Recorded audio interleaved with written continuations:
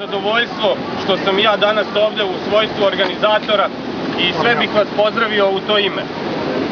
Prvo bih želeo da pozdravim naše uvažene goste, pre svega iz direkcije za vode gospođu Oliveru Antić, koja je ovde sa nama i koja predstavlja Republiku Srbiju danas na ovoj regati. Nakon toga Sekretarijat za zaštitu životne sredine i urbanizam, gospođa Nada Lazić, koju takođe pozdravljam i zahvaljujem joj se što je došla ovde.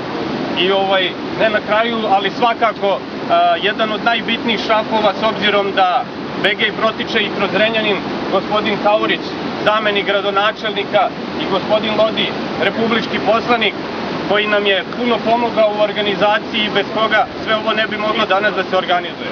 Nije ovo možda deluje lako organizovati, ali ipak postojali su ovde brojni problemi koje smo uspeli da rešimo. Takođe bih želeo da zahvalim organizatorima, pre svega Info centru, Eko pokretu, Kancelariji za mlade, Asocijaciji za razvoj opštine Žitište i JCI-u Zrenjanin.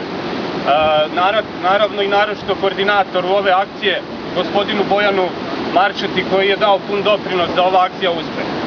Ne bih nešto previše dužio, znam da ste svi željni da isplovite na Begej.